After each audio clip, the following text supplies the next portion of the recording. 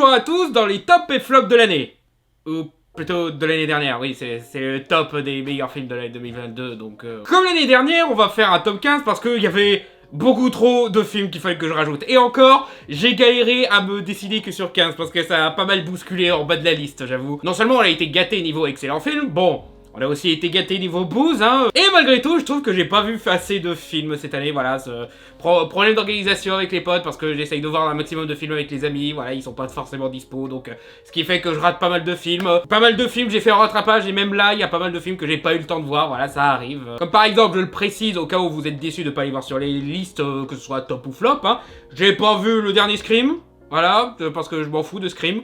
J'ai pas vu Novembre, voilà, qui avait l'air intéressant, voilà, certes c'est le même réalisateur que Bac Nord, mais apparemment il s'est amélioré, il a appris de ses erreurs, donc ça valait le coup d'essayer de voir, mais je l'ai loupé malheureusement. Northman, il avait l'air sympa, mais pas eu le temps de le voir malheureusement. J'ai pas vu Spencer, hein, tout le monde me dit que Kristen Stewart est excellent dans ce film, et je les crois. C'est juste que, dernier film du réalisateur, j'ai pas trop accroché, j'avoue, Jackie, j'ai un petit peu de mal. Fumer fait tousser, il avait l'air intéressant, mais au vu de toutes les critiques qui se tapent, ouais, c'est peut-être pas une grande perte. Le Cyrano avec Peter Dinklage, j'ai juste vu la première chanson, oui, c'est une comédie musicale, et de ce que je vois, ça... pas l'air mal du tout comme comédie musicale. J'ai pas vu trop tôt le film, à savoir Notre-Dame brûle, voilà. Je suis sûr qu'il est très intéressant, hein, c'est du Jean-Jacques Hano, hein, donc je suis sûr que c'est très intéressant. C'est juste que j'étais pas encore dans l'ambiance pour voir un film sur la destruction de Notre-Dame. J'ai pas vu Don't Worry Darling, qui avait l'air intéressant en termes de concept, mais qui, de ce que j'ai vu, voilà, apparemment c'est un petit peu maladroit sur les bords. Et j'ai pas eu le temps de voir Megan, le film que tout le monde descendait à la première bande-annonce, et que maintenant qu'il est sorti, tout le monde est genre « Oh, il est incroyable ce film !» On verra bien ce que ça donne, hein. Peut-être qu'un jour j'aurai le temps de le voir, mais là, maintenant, bon. Donc ça, c'est la liste des films que je n'ai pas pu voir, malheureusement. Mais comme d'habitude, quand je fais ce genre de vidéo, j'ai aussi fait une liste de films qui sont bons, mais pas assez pour être dans le top. J'ai vu Licorice Pizza, qui était un bon petit film de tranche de vie et tout. J'ai pas trop accroché à son style, mais voilà, c'était plutôt bien mené, c'était drôle, la réalisation était bonne, les acteurs étaient excellents et tout. C'est juste que, bah, ça arrive quelquefois, voilà, je suis pas dedans, voilà. Paul Thomas Anderson, c'est un excellent réalisateur, mais j'avoue, j'accroche pas toujours, hein. On a eu un film de Jean-Pierre Jeunet cette année, Big Bug. Vous vous rendez compte, on a eu un film de Jean-Pierre Jeunet et tout le monde s'en cogne. C'est dommage parce que bon, voilà, il est très imparfait comme film, hein. En termes d'humour, il est pas spécialement drôle et la satire elle est peut-être un petit peu grossière. Mais sinon, voilà, il y avait quelques idées créatives, l'imagerie elle est sympa, bien que c'est pas le Jean-Pierre Jeunet qu'on a d'habitude. C'est quand même très travaillé, mais clairement, t'as pas les fichailles, t'as pas la couleur orangée qui envahit tout, donc c'est très différent de ce que fait d'habitude de Jean-Pierre Jeunet, hein. Et le traitement de la thématique, au début, j'avais un petit peu peur, genre, ok, tu parles d'intelligence artificielle, mais est-ce que tu vas amener un petit peu un parallèle avec comment on traite les minorités, les étrangers, parce que ça risque d'envoyer des mauvais messages? Non, c'est bon, il reste concentré sur le côté intelligence artificielle, donc ça va. Le problème des robots, c'est pas qu'ils nous piquent notre travail, c'est qu'ils imitent un petit peu trop les humains de façon superficielle. Ok, voilà, ça marche, ok. On a bien sûr tous les films Marvel, et ouais, il y a des bons et de mauvais, mais aucun n'irait dans le top, quoi. Il y a des films de super-héros dans les top et flops, mais pas cela. Doctor Strange The Multiverse of Madness, bien entendu, ça m'intéressait beaucoup parce que j'aime beaucoup le concept de Doctor Strange, même si c'est pas trop accroché au premier film. Et revoir Sam Raimi qui fait du blockbuster, forcément, ça m'intéressait beaucoup, surtout du blockbuster de super-héros. Mais autant en termes de mise en scène, c'est super cool, il est vraiment créatif, il a des bonnes idées et tout. Autant en termes de scénario, bah j'ai pas vu une suite de Doctor Strange, j'ai vu la préparation de la prochaine phase de Marvel. Il y en a beaucoup qui se plaignent que les films Marvel, maintenant dans la phase 4, n'ont pas de plan. Moi, j'ai le problème inverse. Ils ont trop de plans et du coup, les quelques fois où ça peut être artistiquement intéressant, bah c'est gâché parce que, oh, faut qu'on fasse faire un caméo d'une version des 4 Fantastiques ou des X-Men et tout. Voilà, c'est toujours gâché par le plan de Kevin Feige parce que même si on a fini la saga de Thanos, il faut mettre en place un plan. Je veux dire, rien que le fait que le méchant de ce film, ce soit Wanda... Je trouve ça dommage, voilà, alors qu'on aurait pu avoir un nouveau méchant intéressant. Voilà. À la base, le méchant, apparemment, ça devait être Nightmare, voilà, des comics, et... ouais, franchement, ça aurait été intéressant, ça aurait été cool, on aurait eu les mêmes idées visuelles et tout, mais non, fallait donner une justification à la série WandaVision, donc on continue l'histoire de Wanda, on essaye de mettre en place le reste de l'univers Marvel, du coup on a plus Doctor Strange qui vit ses aventures, on a plus sa confrontation avec Mordo et tout, c'est tous ces trucs qui sont vraiment abandonnés en cours de route, et je trouve ça vraiment dommage, quoi. Et ce, malgré toute la bonne volonté de Sam Raimi qui a fait tout ce qu'il pouvait pour essayer de sauver le naufrage, hein. Je comprends que le précédent réalisateur se soit tiré parce que clairement, on avait laissé tomber l'idée de faire un Doctor Strange 2, quelque part, hein. Thor, Love and Thunder, c'est intéressant parce que les gens défoncent ce film alors que tout ce que les gens lui reprochent, c'est des trucs que je reprochais déjà à Thor Ragnarok, le fait qu'il est pas concentré, que l'humour peut être un petit peu lourd, que on gâche un petit peu le potentiel des thématiques et des méchants et tout. Ça, c'est des trucs qu'on peut reprocher à Thor Ragnarok, Mais ça, bizarrement, ça gênait pas à l'époque de Thor Ragnarok. Je comprends pas pourquoi. Peut-être parce que Thor Ragnarok avait Tom Hiddleston et du coup, là, on pardonne un peu plus, je suppose. Après, je trouve pas aussi mauvais qu'on le dit, hein. Je veux dire, j'ai des critiques sur Thor Ragnarok,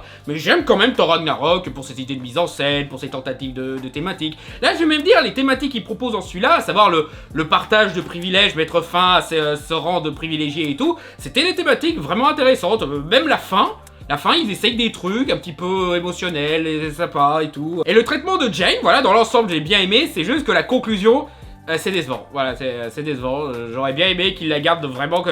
En fait, le truc qui m'énerve le plus, c'est que ce film, ça aurait pu être un bon film passage de flambeau, mais c'est laissé tomber en cours de route parce que les mecs, ils arrivent pas à se séparer de Thor. Ils arrivent à se séparer d'Iron Man et de Captain America, mais Thor, ils veulent toujours pas, apparemment. Et Black Panther Wakanda Forever est techniquement le meilleur, parce que c'est celui qui va le plus à fond de son concept, de son histoire, de son intention de faire vraiment un film entièrement concentré sur le talent des acteurs et tout. Et c'est bien mené de ce côté-là. Le problème, c'est que ça se voit qu'il y a eu un bordel de production, tu vois. J'avais fait toute une vidéo sur le bordel de production et tu vois les cicatrices, le fait que le scénario il va un petit peu trop vite sur certains points, etc.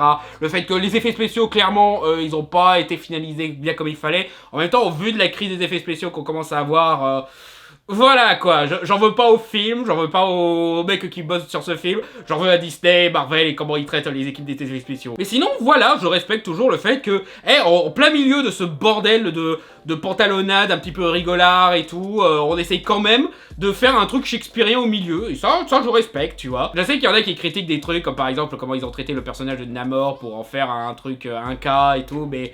moi, je trouve que ça donne du cachet au personnage, ça lui donne une identité visuelle, ça va avec les thématiques mises en place, donc moi ça me gêne pas. Surtout que pour le reste, ils ont été très respectueux du personnage de Namor, hein, déclencher une guerre dès qu'il y a une petite connerie qui se passe dans la mer, et essaye de kidnapper et de séduire une jolie fille quand il en a l'occasion, c'est typique Namor ça en fait. Bullet Train, alors j'ai passé un très bon moment devant Bullet Train, j'ai aimé l'univers graphique, etc.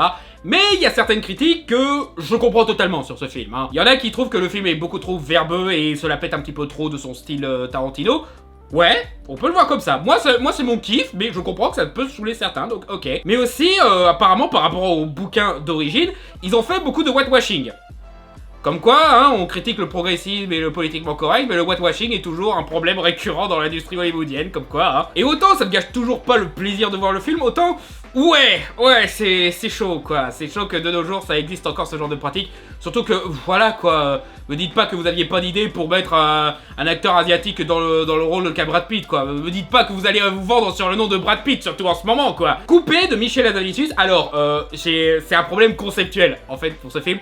Dès que tu sais que c'est un film de Michel Hazanavicius, il y a quelque chose qui marche pas, tu vois. En fait, avant d'aller voir ce film, j'avais eu l'occasion de voir le film original, voilà, de Coupez pas, le film japonais. Et honnêtement, le film japonais est bien mieux, déjà parce que Michel Hazanavicius insiste pas mal sur certains passages avec son humour, qui peut un petit peu gâcher l'expérience, trop révéler ce qui se passe en réalité dans ce film-là. Mais ne coupez pas, quand tu ne sais rien du film, d'ailleurs je vais rien dire de ce qui se passe dans ce film-là, regardez, ne coupez pas, et franchement... pendant une première partie du film, vous allez vous dire, c'est le film le plus nul que j'ai jamais vu. Puis il se passe un truc, et il commence à devenir autre chose, ce film. Et là, vous dites, ok, c'est intéressant. Et là, vient la troisième et dernière partie du film, et là, tu te dis, oh putain, c'est le meilleur film de tous les temps. Je comprends mieux pourquoi ce film est génial et pourquoi ça a intéressé Michel Hazanavicius. PS, n'achetez pas ce DVD, il est pas ouf. Déjà, c'est con que ce film-là n'ait droit qu'à un DVD. Et aussi, les sous-titres sont incrustés à l'image. Pas cool, quoi. Et il n'y a pas de VF non plus, en même temps... Moi je l'ai acheté pour soutenir le film, mais c'est pas un bon DVD, hein, disons-le. Hein. Mais ouais, autant j'apprécie le fait que Michel Hazanavicius, il ait beaucoup aimé le film et qu'il essaye d'en faire un remake parce qu'il aime bien le concept, il aime bien la lettre d'amour au cinéma qu'est ce film et tout. Mais le problème, c'est que comme c'est un film de Michel Hazanavicius, tu te doutes qu'il se passe quelque chose, et ça gâche un petit peu le truc. Voilà, c'est... J'essaye d'être le plus flou possible, parce que vraiment, le mieux pour voir ce film, c'est de ne rien savoir. Surtout le film original, voilà. Mais vraiment... si vous pouvez, regardez Ne coupez pas plutôt que coupez. Coupez bien, hein, coupez, dites-vous que c'est pour vos parents qui veulent pas regarder un film sous-titré. Voilà, dites-vous ça. Mais sinon, si vous êtes du genre à pas avoir de problème avec les sous-titres, profitez de Ne coupez pas parce que c'est bien mieux. Alors j'en profite parce que j'ai le Blu-ray de celui-là, Le Visiteur du Futur. Ça fait plaisir de voir qu'il a réussi à faire son projet de long métrage sur Le Visiteur du Futur et... oh, C'est très bien mené, hein, les acteurs sont très bons, on peut même dire c'est un meilleur film tiré d'une série comique que Kaamelott. Mais voilà, quand je me dis le Visiteur du Futur a un budget maintenant, je me disais que ce serait plus un truc dans la lignée de ce qu'il avait fait avec Neo Versailles. Finalement, non, il est un peu plus calme que ça. Mais je comprends pourquoi. Parce que clairement, il fait pas un film fan service pour ceux qui étaient fans de la web-série. Non, il veut vraiment raconter une bonne histoire et être une bonne introduction pour de nouveaux spectateurs. Ce qui est... Honnêtement, c'est un bon compromis. Quelque part, tu peux voir que c'est une forme de remake de la première saison de Visiteur du Futur, avec quelques détails de continuité en plus ou moins, bien sûr. Et ça marche bien, mais aussi, là où c'est surprenant avec ce film-là, c'est que c'est... Au bout d'un moment, tu rigoles pas tant, tu pleures, limite. Il y a vraiment des moments très touchants dans ce film-là. Et c'est là que tu te rappelles que, ouais, il y avait ça qui était bien dans la série à la base, c'est que les personnages, voilà, ils avaient une psychologie, une évolution, des moments tragiques et tout. Et je trouve qu'il a bien mieux réadapté ça dans son film que Alexandre Astier a essayé de réadapter la partie psychologique et drame dans son film Kaamelott. Non pas, hein, encore une fois, j'ai beaucoup aimé le film Kaamelott, mais voilà, c'est quand même mieux fait là, je trouve. En film d'animation japonais, nous avons Bubble. Alors, je l'avais vu avec une bande de potes et on était tous d'accord sur un point. C'est très joli, la musique est super, le scénario est bâclé. Les personnages sont pas super bien exploités, ils essayent de mettre en place une romance mignonne et tout, mais ça marche pas assez parce que les personnages ne sont pas assez approfondis et tout, voilà. Mais sinon, ouais, la musique est bien, hein, j'en ai quelques sur mon téléphone que je m'écoute régulièrement. L'animation est superbe, hein, le réalisateur de Your Name a laissé sa trace dans l'industrie et ça se voit, mais... Voilà, ça aurait pu être mieux, lui. Le destin des Tortues Ninja, le film. Alors, j'ai pas vu beaucoup d'épisodes de la série, le destin des Tortues Ninja. De ce que j'ai vu, l'animation est superbe. Et là-dessus, le film, il est magnifique en termes d'animation. C'est vraiment super. Le scénario, il est ultra simpliste. Hein, voilà, c'est gentil contre méchant et arc en plein milieu où Léo doit apprendre à être un meilleur héros. C'est bien fait, mais ça reste relativement simple. De ce que j'ai vu, la série, c'est pareil. C'est... très peu de justification pour des combats, mais en termes de combat, il s'éclate, quoi. C'est limite Clone Wars, Samurai Jack et tout. Donc c'est peut-être pas le meilleur truc qu'on ait fait sur Tortue Ninja, mais franchement, en termes de long métrage, c'est probablement le meilleur film Tortue Ninja qu'on ait eu depuis le premier film de Tortue Ninja, quoi. Genre, c'est le meilleur truc qu'on ait depuis 30 ans, pour dire. Je sais qu'il y en a qui sont pas fans de cette version parce que, ils ont changé les designs, etc. Moi, je trouve que ça donne un bon style à cette série-là pour lui donner un petit peu d'identité. Je veux dire, on a eu le design classique des tortues pendant 3 ou 4 séries et quelques films.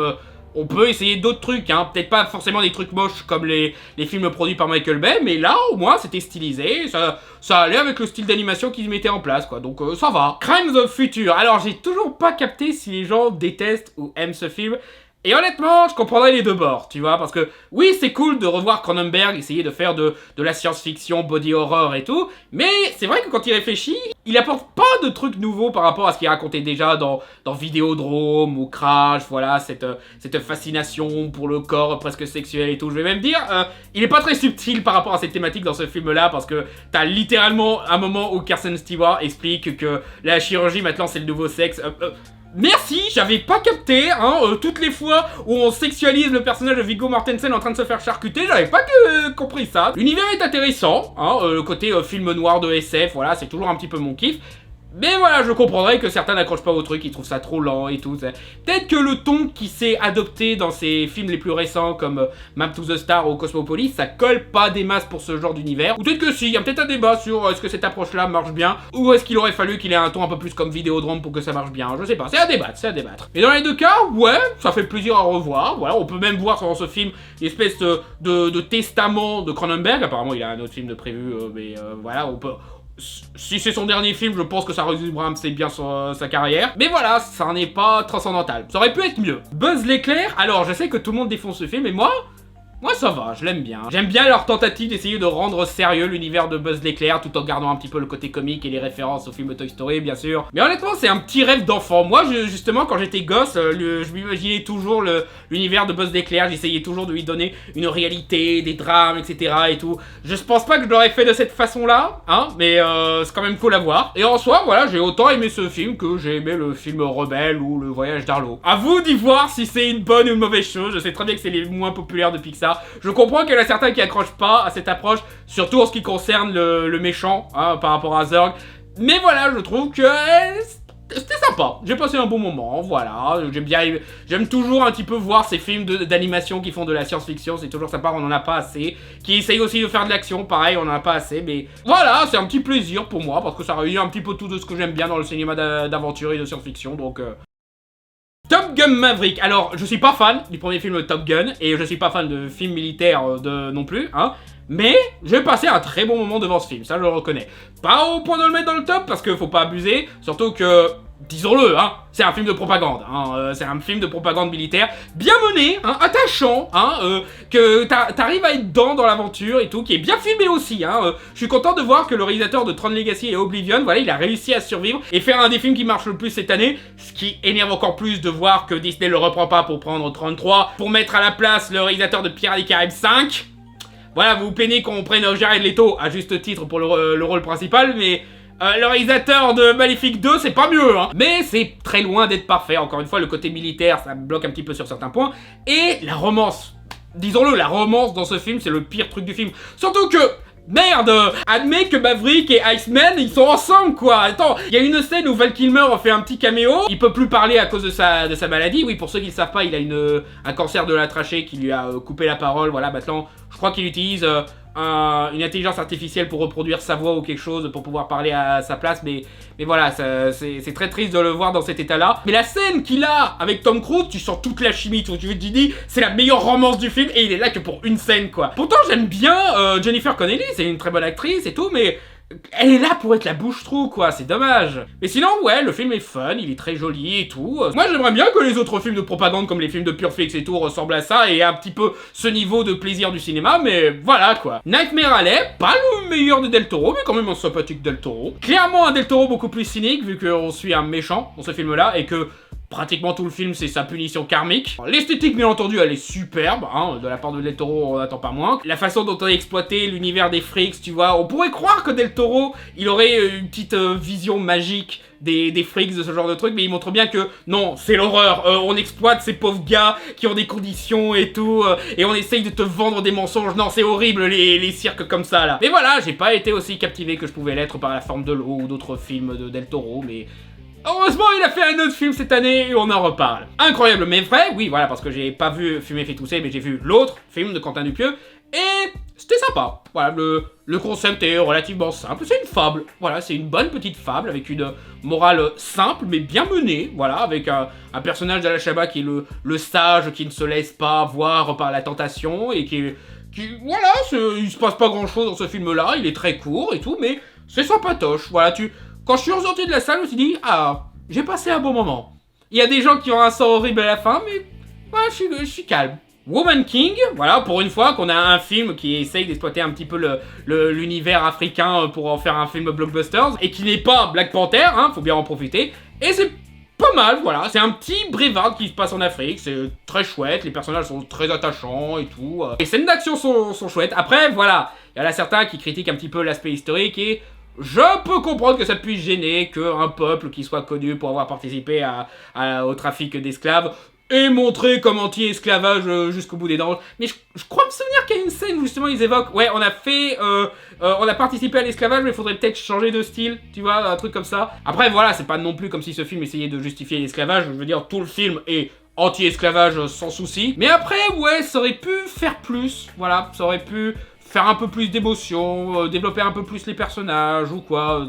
Faut dire, le problème de ce film en fait, c'est qu'il se vend comme étant un film historique, il l'est, hein, c'est tiré d'une vraie histoire, de vraies personnes qui ont réellement existé, mais c'est trop écrit comme un film en fait. C'est trop écrit limite comme un film de super-héros des fois, parce que y a des révélations, la fin elle semble laisser une porte ouverte vers une suite où il y aura encore plus d'aventures et tout, ce qui est assez chelou pour un film tiré de faits réels comme celui-là. C'est difficile à décrire, voilà, c'est peut-être là l'écriture à la hollywoodienne, c'était peut-être pas nécessaire pour ce genre de film, tu vois. Mais sinon voilà, c'est toujours sympa de voir un petit peu cette célébration des acteurs noirs hollywoodiens, voilà, qu'ils arrivent enfin à être les stars des films. Ça fait aussi plaisir de voir que John Boyega, il arrive toujours à trouver du boulot malgré Star Wars et malgré sa participation au manif Black Lives Matter, alors qu'il était le premier à croire je vais peut-être niquer ma carrière mais on s'en fout, allez. Donc ouais, c'est un bon film de divertissement, techniquement un film mieux mené que Black Panther Wakanda Forever, mais voilà, ça aurait pu être mieux, je pense. Black Phone, un film où j'ai été invité à l'avant-première. D'ailleurs, je pense que vous pouvez même me voir dans une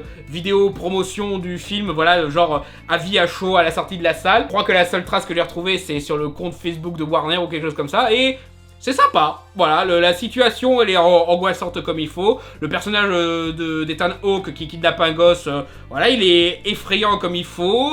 Le gosse, voilà, t'as envie de le voir s'en sortir. Il y a pas mal de ruses dans les différentes techniques qu'il fait. Le côté surnaturel, voilà, il est bien mis en scène. Il y a un petit peu trop de jumpscares, peut-être, hein, des jumpscares un petit peu gratuits, dans le sens où la caméra se retourne. Oh putain, un fantôme! Mais on s'en fout, personne ne le voit. Bah, on a juste sa voix qui sort du téléphone, donc... Voilà, et c'est juste pour le spectateur qu'il est là, juste pour le plaisir esthétique qu'il est là. Le plus gros point noir, c'est qu'on doit avoir le personnage de policier le plus con du monde. Pas vraiment un policier, mais plus un enquêteur, tu vois, mais c'est le personnage d'enquêteur le plus con du monde. Je vais pas donner plus de détails, mais vous verrez de qui je parle quand vous verrez ce film. Enzo le Croco. Voilà, juste par curiosité, je voulais voir ce que valait Enzo le Croco. C'est mignon. Voilà, c'est clairement un film pour enfants assez artificiel et tout, avec un croco tout mignon qui peut s'exprimer qu'en chantant des chansons peut-être un petit peu trop modernes pour ce genre de film. Mais tu sais quoi, c'est mignon, voilà, c'est un bon petit plaisir pour les enfants. C'est pas Paddington, hein, ça essaye d'être Paddington, mais c'est pas Paddington. Et ça va, voilà, Javier Bardem, il a l'air de s'amuser dans le rôle du propriétaire du croco et tout, mais voilà, c'est un bon petit film pour enfants, voilà, je vois pas trop l'intérêt de le défoncer, il existe. Il fait rire de loin parce que tu te dis, putain, ça existe vraiment ce genre de film? Ouais, c'est pas mal. Armageddon Time, qui est un très beau film, hein, ça sans problème, les acteurs sont excellents et tout, mais aussi ça fait du bien de voir un film sur les années 80 qui n'est pas nostalgique, qui montre bien, ouais, en fait, vous arrêtez pas de glorifier les années 80 avec des trucs comme Stranger Things et tout, mais en vrai, les années 80, c'était de la merde, c'était les parents violents, c'était le président qui te mettait dans une ambiance de paranoïa, c'était la guerre froide, c'était le racisme banalisé et tout, c'était les privilèges, voilà, c'était les privilégiés blancs et tout, t'as une scène, t'as la mère ou la femme de Trump qui fait un discours à des nouveaux élèves dans une école de riches, voilà, vous êtes là parce que vous avez bossé dur, parce que vous êtes l'élite, etc. Non, vous êtes tous là parce que vos parents sont riches. Donc ça fait du bien du film qui rappelle que ouais, les années 80 c'était pas si bien que ça, et que finalement la merde dans laquelle on est maintenant socialement, c'était pas nouveau en fait, c'est juste ça avait commencé là, ça est devenu encore pire depuis quoi. Et la vache, ça fait quelque chose de voir Anthony Hopkins jouer un personnage mignon, tu vois. D'habitude, on a toujours l'habitude de le voir jouer des connards, des serial killers, des mecs un petit peu sages, mais pas non plus spécialement social et tout. Mais là, il joue le grand-père très sympa qui encourage ce gosse, qui essaye de l'aider émotionnellement, qui essaye de lui donner des bonnes morales et tout. Je crois que je le préfère quand il joue ce genre de rôle. Honnêtement, je sais pas combien de temps il reste, Anthony Hopkins, mais j'espère qu'il fera d'autres films comme ça parce que il est ultra mignon quand il est comme ça. Alors là, on approche de la partie des films bons mais pas assez qui sont un petit peu disputés pour essayer d'être 15e et qui auraient échoué malheureusement. Pour vous dire, c'était vraiment serré cette année-là. Nous avons Hunter Galactic, qui est un film d'animation Netflix qui a été fait dans le même style graphique que Spider-Verse, mais au lieu d'essayer de faire un truc de science-fiction, un truc d'aventure, un truc de fantasy ou quoi, ils sont contents de raconter une romance. Voilà, une petite romance entre un mec qui vient de s'acheter un nouvel appartement, qui rencontre sa voisine, qui s'entend très bien avec sa voisine, qui arrête pas de parler de leur goût, de leur vision du monde, etc., qui s'entendent super bien. Il y a quelques conflits par-ci, par-là, parce qu'ils font pas partie du même monde et ils ont un passé et tout, mais ils essayent de recoller les morceaux et tout. Tu vois, c'est une romance, tout ce qu'il y a de plus classique, mais racontée d'une façon assez différente, qui donne quand même envie de voir où est-ce que ça va. La première pensée qui peut venir par réflexe avec ce genre de concept, tu te dis, pourquoi on fait un film d'animation et pas un film live? Eh bien, tout simplement parce que c'est deux artistes qui sont dominés par leur vision artistique du monde. Donc du coup, le choix d'en faire un film d'animation, bah c'est cohérent avec cet univers-là. Ce sont tous les deux des dessinateurs, ils font des graffitis, ils font des comics, ils font des photographies et tout. Donc vraiment, donc c'est des gens qui essayent de sublimer le réel. Du coup, il n'y a pas meilleur choix que l'animation pour ce genre d'histoire. Et puis voilà, c'est toujours bien de rappeler que l'animation, c'est pas forcément des trucs pour enfants ou des comédies. Ça peut être des romances, tout ce qu'il y a de plus classique, quoi. Donc ça fait plaisir de voir ces tentatives dans l'animation pour essayer de montrer la maturité de ce format-là. En autre film d'animation Netflix, on a Wendell et Wild, par celui qui avait réalisé L'étrange Noël de Mr. Jack, mais surtout qui avait réalisé Coraline. Je crois qu'on devrait plus le féliciter pour Coraline que pour L'étrange Noël de Mr. Jack. Non, parce que dans L'étrange Noël de Mr. Jack, on peut dire que Tim Burton lui a tenu la main pendant tout le long, mais Coraline, il a dû se débrouiller seul avec un nouveau studio, et ça montre qu'il sait encore mieux se débrouiller, quoi. Et Wendell et Wild, qu'il a fait en collaboration avec Jordan Peele, d'ailleurs, il joue un des deux personnages en question, avec son pote Michael Keegan, d'ailleurs. Et c'est très bien, j'aime beaucoup l'univers graphique, j'aime beaucoup le commentaire social et tout.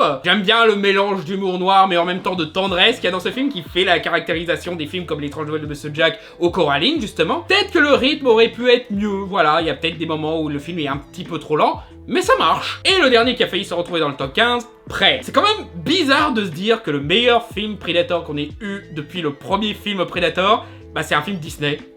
Ouais, ça a été fait sous le règne de Disney, c'est après le rachat de la Fox par Disney, et c'est eux qui font le meilleur film. Bon, ils l'ont balancé sur Disney+, parce que, voilà, ils ont aucune confiance en ce genre de film, mais c'est dommage parce que c'est vraiment excellent. Il y a vraiment une compréhension du concept du Predator en la confrontant à cette chasseuse native américaine, le fait de le faire passer dans le passé pour montrer un côté un peu plus primitif, le fait de confronter ça aussi avec les premiers colons pour vraiment essayer de mettre cette espèce d'échelle entre différents prédateurs et de montrer que le Predator il est juste au-dessus. D'ailleurs, il y a eu des meilleures scènes d'iconisation du Predator qu'on ait jamais fait dans ce film-là. C'est la scène où tu vois genre une espèce d'insecte qui marche dans qui se balade dans la pelouse, puis t'as un serpent qui le bouffe et tu vois un autre animal en train de bouffer le serpent, tu comprends que t'es en train de regarder la chaîne alimentaire, mais en même temps il tourne autour du prédateur qui est invisible, tu vois qu'il le touche, qu'il se met sur lui sans s'en rendre compte et tout, et qu'à la fin la dernière bestiole qui reste, bah, c'est le prédateur qui le bute. Voilà, ça, parfaite illustration de ce que représente le prédateur. Ça se voit qu'on a un bon réalisateur. Franchement, c'est la deuxième fois que je suis surpris par ce réalisateur parce que c'est celui qui avait fait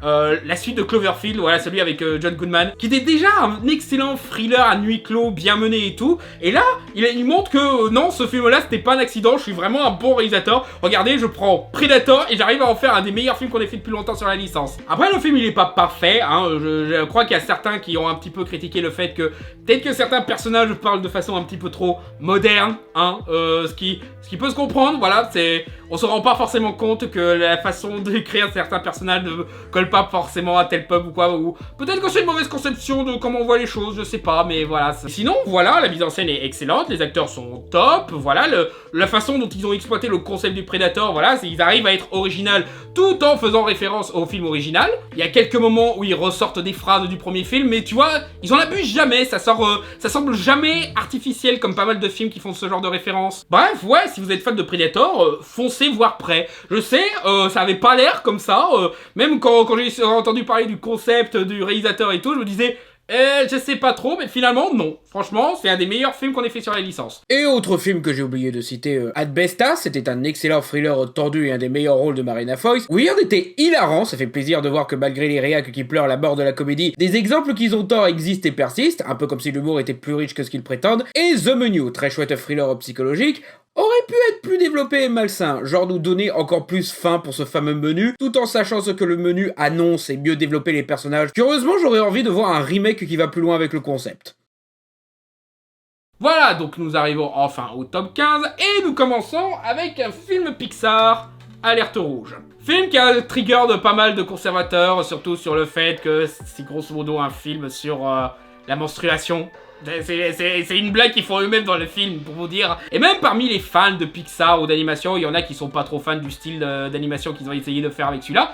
Moi, honnêtement, je trouve que c'est un bon vent de fraîcheur. Et ça va avec l'ambiance un petit peu foufou qui est propre au lycée et tout. Ça renforce l'identité des personnages qui sont tous très drôles et marquants. J'aime beaucoup la bande de potes qu'a la gamine et tout. Et même les scènes où elle se transforme et tout, qui sont des gars qu'on a vus et revus. Genre, oh là là, c'est embarrassant, je me transforme en monstre. Et même là, ils arrivent à trouver des façons un petit peu rigolotes de mettre ça en scène, de faire jouer la gamine et tout. Je sais qu'il y en a beaucoup qui se plaignent du fait que, oh, c'est un film self-insert, la réalisatrice, elle a mis un petit peu trop de son expérience à elle. Ouais, en quoi c'est mal? Tu vois, il y a pas mal d'artistes qui font ça, qui parlent de ce qu'ils connaissent, qui parlent de leur vie à travers leurs films, qui parlent de leur vision du monde à travers leurs personnages et tout. C'est normal, ça s'appelle être un artiste, ça, en fait. Certes, pas tout le monde le fait bien, mais là, je vois pas où est le problème. C'est un film sur l'adolescence, normal qu'elle se base sur comment elle a vécu son adolescence. Bon, je pense pas qu'elle se soit transformée en panda roux, hein, bien sûr, mais voilà, je préfère ça que une espèce d'interprétation artificielle de ce que est censé être l'adolescence, comme on l'a vu dans pas mal de films, hein. Là, au moins, tu sens qu'il y a une part de sincérité, il y a une part de je partage comment j'ai vécu, il y a un vrai témoignage sur ce qu'étaient les années 2000 et 90, quoi. Et non seulement c'est très drôle, mais c'est aussi très touchant, voilà, tout le conflit entre les amis et la famille, il marche plutôt bien, voilà, tu comprends pourquoi la gamine elle est tiraillée, même si voilà, c'est un petit peu chiant de passer par ces moments où les personnages se disputent entre eux et qu'il y a cette rupture, mais en même temps tu te dis, ouais, si j'avais cette condition, moi aussi j'essaierais de réparer ça et tout, mais en même temps j'aimerais bien vivre ma vie, c'est compliqué, tu vois. Et justement ce complexe, ils ont réussi à bien le mettre sans pour autant essayer d'abuser ou de rendre un personnage trop détestable ou quoi. Vers la fin, ça arrive même à être plutôt touchant et poétique, donc voilà quoi, je vois pas ce qu'il y aurait à reprocher à ce film quoi. Peut-être que l'humour lourd ne parle pas à tout le monde, mais moi, voilà, c'est un délire animé que j'aime bien, donc ça me va. Son seul défaut, c'est que c'est pas le meilleur film d'animation de l'année. En numéro 14, nous avons Inuo, par le même qui avait fait Mind Game et qui avait fait Radio Wave, que j'avais mis dans le top de l'année dernière ou l'année d'avant, je sais plus exactement. Et encore une fois, on retrouve son animation brouillonne qui donne une élasticité à ses personnages, mais en plus, il le fait dans un style vraiment peinture à l'ancienne. Mais en plus, il le fait vraiment dans un style Japon féodal qui donne encore plus de travail esthétique à ce film. Et surtout, c'est au service d'une très bonne histoire, voilà, l'histoire de cet enfant maudit qui est complètement difforme, genre c'est limite une limace quand il est né, le pauvre gamin, parce que son père avait pactisé avec un démon pour avoir un talent incroyable pour raconter des histoires et chanter des chansons et tout. Et ce pauvre enfant, tu vois, il essaie quand même de se développer, de s'exprimer, etc. Il arrive à trouver la parfaite personne pour s'exprimer, à savoir un gamin aveugle, truc classique de voir au-delà des apparences et tout, qui veut aussi être grosso modo un barde, hein, je sais plus c'est quoi le terme exact pour, dans la culture japonaise, mais c'est un barde grosso modo. Et ils s'associent ensemble pour essayer de faire ce groupe de rock, voilà, c'est très anachronique, mais justement ça fait partie de l'identité un petit peu punk de ce film, de ce côté rebelle qui marche plutôt bien. Et du coup, il raconte toute son expérience à travers ses chansons, et plus il fait ça, et plus il commence à devenir un être humain normal. Et c'est assez fascinant parce que tu vois qu'il y a vraiment ce commentaire sur comment les groupes de rock de nos jours sont manipulés un petit peu par le public quand ils deviennent un petit peu mainstream, etc. Mais qu'en même temps, tu vois, il fait aussi un commentaire politique sur le fait que on révisionnise l'histoire du Japon. Le gouvernement essaye toujours de garder le contrôle sur quels bardes ont le droit de s'exprimer et tout. Il y a vraiment tout ce sujet sur le besoin de se battre contre ce genre de choses, mais en même temps, quelquefois, tu te bats contre un système, tu peux pas gagner, donc t'es obligé un petit peu de te vendre, mais ce qui compte, c'est que dans ton âme, t'arrives toujours à être toi-même, que t'arrives toujours à garder tes convictions, etc. C'est très surprenant sur ce film. En fait, pendant un bon moment du film, c'est même plus un film, c'est un concert. Au bout d'un moment, le scénario, il est en pause et il se contente de mettre en scène les différents concerts du bar. Mais genre, quand je dis concert, c'est genre, ils arrêtent pas de montrer comment ils mettent en scène les projecteurs et tout. Oui, des projecteurs, alors que ça se passe dans le Japon féodal. Mais le pire, c'est que tu vois, ils te montrent tous les détails de comment ils font ces projections. Et tu te dis, ouais, ça collerait pas, c'est juste... C'est un petit peu les pires à feu quelquefois. Et du coup on retrouve cette même envie de vivre, voilà, ce besoin de se rebeller et tout, qu'on retrouve un petit peu dans les autres films de réalisateurs et qui marche très bien dans ce concept-là. C'est ultra anachronique, hein, ça fait n'importe quoi avec l'histoire, mais au moins ça fait n'importe quoi avec l'histoire pour justement essayer d'apporter un commentaire sur comment on voit l'histoire. Ça ne te fait pas une leçon de l'histoire du Japon féodal, hein, bien entendu, il y a sûrement des moments où ils trichent. Mais au moins ce n'est jamais fait par malveillance, pour manipuler le spectateur ou quoi que ce soit. Non, c'est fait pour apporter une expérience. Et cette expérience-là, bah, j'en demande. En numéro 13, j'arrive pas à croire qu'on vit dans une dimension où je mets ce film-là dans mon top, Le Chapeauté 2. Genre, qu'est-ce qui s'est passé? Je veux dire, le premier Chapeauté, il était pas ouf, et je suis le premier à dire que la licence Shrek est ultra surestimée. Bon, j'aime beaucoup le 2 et le 4, mais... D'ailleurs, ça c'est le truc qui me fait un petit peu marrer avec le Chapeauté 2, c'est que, vous voyez les films Star Trek, hein? Et ben les fans de Star Trek, ils ont mis une règle par rapport à ces films qui dit que les films de nombre impair sont pas ouf ou carrément nuls, et les films de chiffres pairs sont excellents. Voilà, le premier film de Star Trek pas ouf, le 2 était excellent, le 3 un petit peu décevant, le 4 il était très chouette, le 5 horrible, le 6 magnifique, le 7, il y a des débats, mais généralement les gens ils aiment pas trop ce film. Premier Contact il est excellent, Insurrection il est pas ouf, puis après c'est le bordel, ils essayent de tricher en essayant de rendre canonique Galaxy Quest, j'ai pas compris, les règles comme ça colle pas trop. Mais pour Shrek, premier je le trouve pas incroyable, le 2 il est excellent, le 3 a la réputation qu'il mérite, le 4 il était très touchant, le premier Chapeauté pas ouf, hein, tu vois, il y avait beau avoir Guillermo del Toro à la production, il a pas réussi à sauver le machin, mais le 2, je sais pas ce qui s'est passé chez DreamWorks, apparemment ils se sont rendus compte, il y avait une époque on faisait peur à Disney et maintenant on bosse pour Universal comme étant un énième studio, voilà, on est aux côtés d'Illumination, qu'est-ce qui se passe? On devrait peut-être se bouger le cul, et bah du coup ils se sont bougé le cul. Ils ont clairement été inspirés par Spider-Verse, ils ont récupéré le projet Chapeauté 2 pour en faire... En fait c'est même pas un film Shrek, tu vois, c'est juste un film Kung Fu Panda, mais déguisé en film Shrek. Ce qui va avec le soin apporté à l'animation, mais aussi à l'action et aux émotions des personnages. Le tout avec un aspect mythologique, ouais j'arrive pas à croire, je dis ça d'un film qui fait partie de la liste en Shrek, un côté mythologique. Surtout par rapport à un des antagonistes, voilà, le grand méchant loup, hein, je vais pas spoiler qui il est, mais tout ce que je dirais c'est que dès que tu sais qui il est vraiment, tu te dis waouh, ok, on est à ce niveau mythologique là, d'accord. D'ailleurs, tout le monde s'éclate sur le personnage du grand méchant loup et ils ont complètement raison, ce personnage est incroyable. Il est fascinant, il est intimidant, le fait qu'il s'introduit avec une petite musique, ça marche bien et tout. Il y a pas beaucoup de scènes en plus, mais chaque fois qu'il est là, il est ultra iconique quoi. Après voilà, c'est un antagoniste, hein. Si on devait prendre un vrai méchant, ce serait un personnage beaucoup moins intéressant, à savoir Big Jack. Mais même lui, tu vois, il est très drôle. Surtout que ils arrêtent pas d'exagérer à quel point il est horrible comme mec, il est un but de lui-même, il est égoïste et tout. Et en plus, ils le font en duo avec une espèce de parodie de Jiminy Cricket qui essaye de voir le bon côté du personnage, mais à chaque fois il est horrifié d'à quel point c'est un gros connard et tout. Mais le pire, vous allez pas me croire, c'est que j'ai pleuré à la fin du film. Non, non, je déconne pas, le Chapeauté 2 m'a fait pleurer. Tu vois, il y en a beaucoup qui ont pleuré devant Kung Fu Panda 2, on les comprend complètement. Mais le Chapeauté 2, je ne saurais pas dire ce que c'est exactement, parce que Kung Fu Panda 2, ce qui me touche, c'est l'image, c'est la musique et tout, tu vois. C'est un ensemble, tandis que le Chapeauté 2, c'est vraiment une alchimie, tu vois. Genre, parmi les antagonistes, il y a Boucle d'Or et les trois ours, voilà, qui forment une famille de mafieux. Et les quelques scènes qu'ils ont ensemble, ils sont toujours ultra mignons, ultra touchants, au point que je me dis, on peut pas les laisser gagner, tu vois. Je sais bien que le Chapeauté, il veut récupérer ses 9 vies et tout, c'est important pour lui, mais on peut les laisser gagner. Et au bout d'un moment, leur histoire, au fur et à mesure qu'elle avance, elle devient de plus en plus touchante et tout. Tu sens vraiment que c'est une famille qui a des problèmes et qui essaye quand même de voir les bons côtés des choses, qui s'aiment sincèrement malgré les disputes et tout. Et à la fin, quand ils ont enfin leur conclusion, je pouvais plus retenir. Voilà, t'es sorti, boum. Même les trucs que je m'attendais à détester, genre le personnage du chien qui accompagne le Chapeauté, quand je voyais les bandes annonces, je me disais, ah, ça va être le comic relief un petit peu lourd, voilà. Mais finalement, non, c'est un super personnage qui apporte vraiment une belle thématique sur essayer de rester positif, de retrouver la naïveté, de la confiance en l'amitié, etc. Voilà, c'est probablement le meilleur personnage du film, tu sais.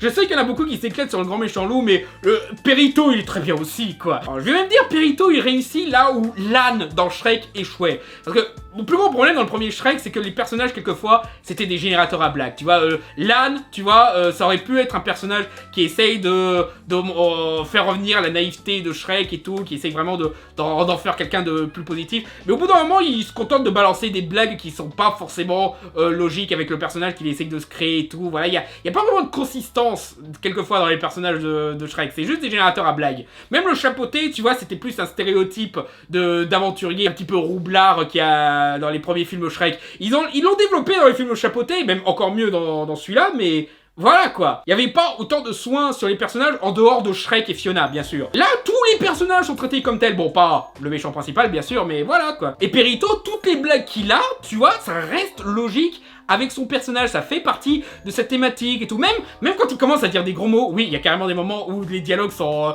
bipés. Même quand il dit ça, ça trahit jamais le personnage positif qu'il est, quoi, tu vois. C'est juste, on me donne tel nom, il balance un mot ultra vulgaire, mais il le prend quand même à la rigolade. Ou encore, quand il assiste à une dispute frère et sœur dans la famille ours, il est genre, ok, je peux participer, alors bip, bip, bip, bip, bip. Même quand il est ultra vulgaire, il est bon, quoi. Même les autres personnages, le Chapeauté, bien entendu, il est toujours aussi cool, il est vraiment bien développé et tout. Kitty, là au moins, j'ai retenu un petit peu ses émotions que dans le premier film Chapeauté, parce que le premier film Chapeauté, voilà, elle essayait, je sais pas, d'être une Catwoman et tout, mais là, ils ont un peu plus une meilleure idée de ce qu'elle voudrait faire avec le personnage, et ils le font très bien. Et ouais, l'animation, franchement, ils se sont bien éclatés. Il y en a beaucoup qui comparent ça à Spider-Verse, mais si tu regardes bien, c'est seulement à quelques moments qui fait Spider-Verse, ça fait quelques moments qui joue sur les framerates et tout. Parce que le reste du film, tu vois, ça reste de l'animation relativement classique, mais quand même avec de superbes couleurs et tout. C'est probablement, sans problème, la meilleure animation qu'est la licence Shrek. Faut dire, on n'a pas eu de film Shrek depuis 12 ans, donc forcément ils ont eu le temps de s'améliorer en termes d'animation, bien sûr. Mais même en travail esthétique et tout, c'est pas juste Spider-Verse mais avec le Chapeauté. Non, vraiment,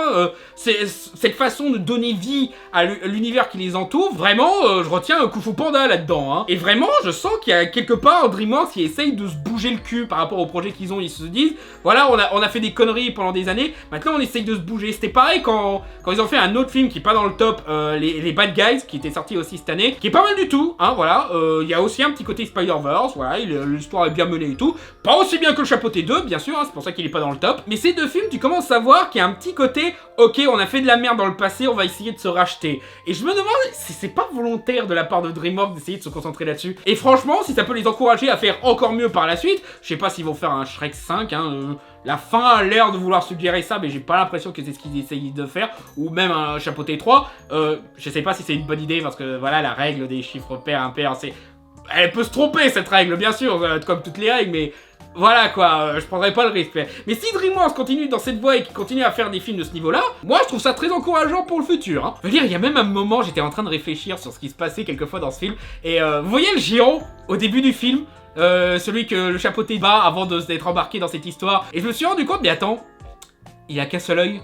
Du coup, c'est un cyclope. L'histoire commence par le Chapeauté qui tue le cyclope et... Attends, est-ce que c'est l'Odyssée ? Est-ce que ce film est tellement mythologique qu'ils te font l'Odyssée? Et j'ai en train de réfléchir, il part dans un long voyage, à la fin il rentre chez lui et tout, et je me dis, oh putain mais ouais, ils ont fait l'Odyssée, c'est con. Ils ont pris le Chapeauté 2, ils ont fait l'Odyssée, mais c'est dingue de se dire pourquoi le Chapeauté 2 est aussi bon que ça. C'est pas normal ça. La Reine des Neiges 2 était pas ouf, mais le Chapeauté 2 est incroyable. Qu'est-ce qui se passe dans ce monde? Numéro 12, Blonde, film qui a fait un petit peu polémique, et je peux comprendre, mais en ce qui me concerne, j'ai trouvé le film très bien mené, très intéressant dans la façon de complètement casser le côté glamour de Marilyn Monroe et de montrer que, ouais, en fait, son existence était horrible. Même la façon dont il joue avec l'esthétique et tout, qu'il essaye de montrer le côté exagérément horrifique, voilà, c'est très ultra libre comme adaptation de l'histoire de Marilyn Monroe, bien sûr. Hein. Je crois qu'il y a même un écriteau au début qui explique que, voilà, c'est une fantaisie ou quelque chose comme ça, voilà, comme un petit peu comme ils avaient fait avec Rocketman. C'est une approche qui peut pas plaire à tout le monde, hein, mais moi, je trouve que ça colle bien avec ce genre de film. Mais après, il y en a beaucoup qui critiquent le fait que ça se concentre peut-être un petit peu trop sur la souffrance d'une femme, sur son exploitation et tout. Je peux comprendre que ça gêne. Moi, je vois le fait que le film critique ça, justement, mais je peux comprendre que certains peuvent se dire « Ah, c'est peut-être pas la meilleure des approches, parce qu'au bout d'un moment, on la voit vraiment en train de souffrir. Au bout d'un moment, t'as un petit peu l'impression que ça devient un petit peu peut-être malsain quelquefois. » Et c'est vrai que c'est malsain quelquefois, mais en même temps, ce côté malsain, il est censé choquer et tout, et justement te dire « Ah ouais, putain, ça devait être difficile pour elle. » C'est pareil pour le côté avortement. Alors, encore une fois, ils ont pris beaucoup de liberté sur l'histoire de Marilyn Monroe, mais là, grosso modo, elle tombe enceinte 3 fois, elle se fait avorter 3 fois. Et il y en a beaucoup qui disent « Oh là là, encore un film anti-avortement » et je pense pas qu'il soit vraiment anti-avortement. Il y a des chances que beaucoup de gros cons le voient comme un message oh mon dieu, on a détruit une vie qui était dans son ventre et tout. Donc oui, je peux comprendre que ça inquiète quand même, hein, parce que c'est ce que beaucoup de crétins vont retenir. Mais je pense pas que ce soit vraiment ce que le film voulait dénoncer. Il voulait surtout montrer, voilà, on a forcé cette pauvre femme à avorter. Parce que voilà, il y a une raison pour laquelle les pro-avortement, personne s'appelle pro-avortement, ils s'appellent les pro-choix. Il y a une raison pour laquelle ils s'appellent pro-choix, parce que ce qui est important, c'est que la concernée choisit si elle se fait avorter ou non. Si on la force à se faire avorter, bah, on va pas approuver ça non plus, tu vois. Et justement, le film critique ça, le fait qu'on l'ait forcé à avorter. Mais après, cette histoire d'avortement, je crois qu'elle est fictive. Du coup, ouais, il y a de quoi débattre sur le truc. Est-ce qu'il y avait vraiment besoin de rajouter ce scénario-là? Donc voilà, je peux comprendre les critiques, je peux comprendre ceux qui sont inquiets, mais je comprends ce qu'il a essayé de faire, quoi. Je comprends qu'il ait voulu montrer, voilà, cette personne qu'on a célébrée, objectifiée pendant des années, bah en fait, on lui avait fait vivre un cauchemar parce qu'on en a fait l'objet du peuple, l'objet d'hommes, de producteurs et de réalisateurs, et même des spectateurs qui... Il y a des scènes où les spectateurs sont carrément montrés comme des hordes d'orques qui s'acharnent sur cette pauvre femme et tout. Et c'est là-dessus que je respecte vraiment le film, parce que généralement, tous les films qu'on a fait sur Marilyn Monroe, c'est toujours l'histoire d'un mec qui est tombé amoureux de Marilyn Monroe, qui passe un week-end avec elle, ils arrêtent pas de baiser et tout, il espérait l'avoir rendue heureuse, mais oh, il ne comprend pas pourquoi elle est quand même malheureuse et il ne peut rien faire contre ça et tout. Et ben ce film-là, justement, il casse un petit peu tout ça, déjà en se concentrant vraiment sur Marilyn Monroe, au lieu d'essayer de mettre un personnage de sauveur blanc ou quoi, mais aussi en montrant... C'est peut-être pour ça qu'elle était malheureuse. C'est peut-être parce qu'on lui a fait subir tout ça. Donc voilà, je comprends les critiques, mais honnêtement, j'ai trouvé ce film vraiment fascinant. Oh, la mise en scène est superbe, les acteurs sont excellents. Je reconnais pas l'actrice, hein. Franchement, je sais que c'est celle qui était dans Un couteau tiré et dans Mourir peut attendre, mais dans ce film-là, elle est transformée, hein. Et puis c'est toujours marrant de voir des gens être choqués par du wet face, essentiellement, alors que généralement, ce sont les mecs qui vont regretter l'époque où on faisait du brown face, du black face, et qui se disent « Oh là là, mais c'était mieux avant, on pouvait faire ce qu'on voulait et tout ». Ah ouais, quand c'est le tour des autres, ça pose problème maintenant, hein.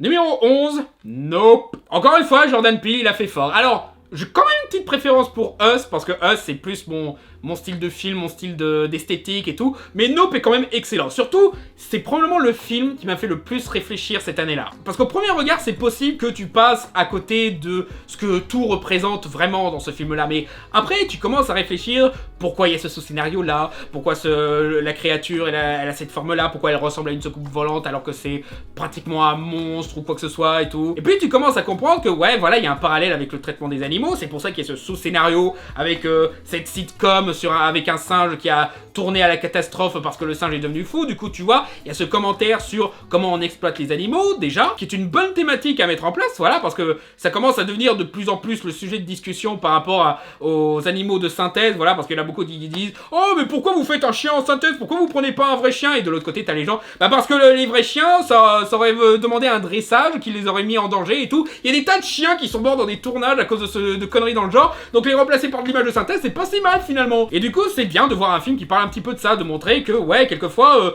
quand tu fais n'importe quoi avec l'animal, bah il se passe des catastrophes, quoi. Mais aussi le fait qu'il ait cette espèce de forme d'œil, tu te rends compte que cette créature que tu dois pas regarder directement avec tes yeux et tout, que tu dois éviter, tu commences à réfléchir sur le fait qu'on essaye de le filmer, qu'on essaye de le distraire et tout. Tu commences à voir qu'il y a une symbolique que cette créature, en fait, c'est le spectateur. C'est le spectateur qui explore un petit peu l'histoire que tu lui proposes, l'univers que tu mets devant lui. Mais quand il commence à remarquer qu'il y a quelque chose de gênant, genre un acteur qui regarde devant la caméra, hein, c'est un truc beaucoup critique dans pas mal de films. Quand l'acteur regarde directement la caméra, ça gêne.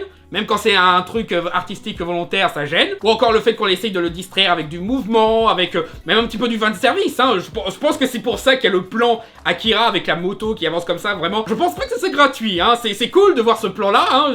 Le fait de faire ce plan juste pour la classe, c'est déjà pas mal. Mais j'ai vraiment l'impression qu'il a pas fait gratuitement, qu'il a fait vraiment pour apporter un autre commentaire sur le cinéma. Parce que avant tout, ce film, il parle de cinéma. Il parle de la façon dont le cinéma est utilisé de façon à essayer de capter un truc incroyable et tout. Le fait que quand tu fais un film, tu dois être en communion avec ton sujet, ton partenaire, l'animal que tu traites et tout. C'est vraiment un film d'horreur qui parle de cinéma et qui a des trucs intéressants à dire là-dessus. Et puis aussi le commentaire social, bien entendu, il parle du fait qu'on a toujours tendance à invisibiliser les minorités dans les médias et tout, que le sous-scénario que je disais avec la sitcom du singe, le personnage qui la raconte, c'est le personnage qui était là pour être l'asiatique du groupe. Oh. Ou encore toute l'histoire avec le premier jockey qui a été filmé par une vraie caméra. On oublie toujours que c'était un noir à la base et justement on montre une industrie qui est presque mourante, qui aide des tas de films et qui sont tenus par des noirs pour montrer qu'ils sont juste un rouage de l'industrie mais qui sont jamais respectés comme ils devraient et tout. Non, vraiment, il y a des tas de trucs à étudier dans ce film-là qui le rend vraiment fascinant, comme pas mal de films de Jordan Peele justement. Ça fait plaisir de voir qu'il arrive à maintenir ce niveau de qualité et qu'il a même l'air de s'améliorer sur certains points, qu'il arrive à devenir de plus en plus complexe et intéressant à étudier. Et du coup, j'ai hâte de voir ce qu'il va nous faire pour la suite. D'ailleurs, j'en profite, Disney, Jordan Peele a dit qu'il voudrait bien faire un film Gargoyles. Utilisez vos méninges. Il a mis Keith Richards dans ce film-là. Il vous envoie des signes. S'il vous plaît, répondez, Disney. Numéro 10, RRR. Waouh, première fois que je parle d'un film bollywoodien dans une de mes vidéos. Ça a aucun rapport avec le fait que c'est le film bollywoodien qui a le plus de succès à travers le monde. En plus, c'est même pas un film Bollywood, vu que ça n'a pas été fait à Bombay, mais à Telugu. Du coup, c'est tollywoodien. Désolé pour la faute que je vais répéter dans le reste de ce vlog. Hein. Ouais, voilà, je vais pas m'amuser à faire genre que le film est obscur parce qu'il a pas arrêté de faire le buzz partout et tout. Et franchement, je comprends totalement parce que...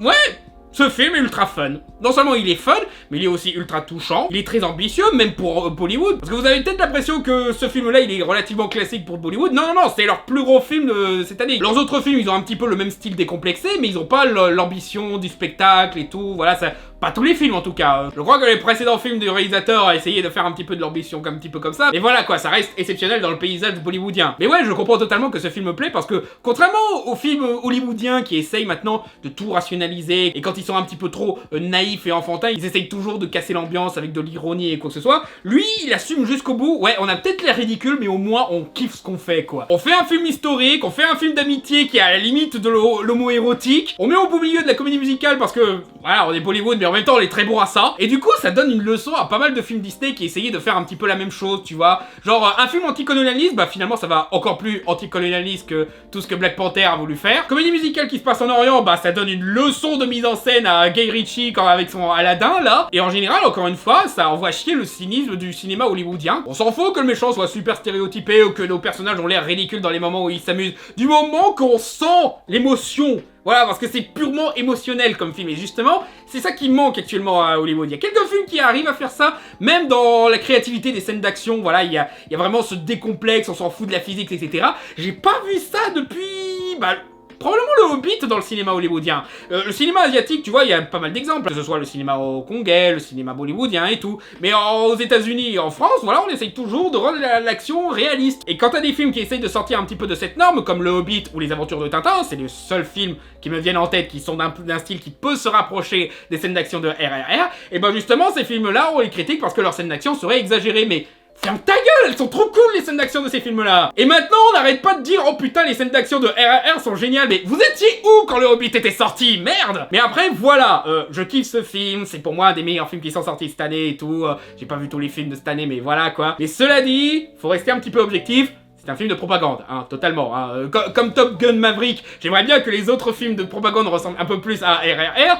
Mais voilà quoi, faut le dire. Et c'est même pas exagéré quoi, c'est un film qui parle politique. Toute la danse à la fin, c'est quand même à la glorification de personnages historiques qui ont une certaine politique, tu vois. Et autant, pour nous occidentaux qui sont pas trop au courant de ce qui se passe en Inde, tu peux juste voir le côté anticolonialiste, donc du coup ça passe. Mais quand tu commences à réfléchir sur le contexte en Inde...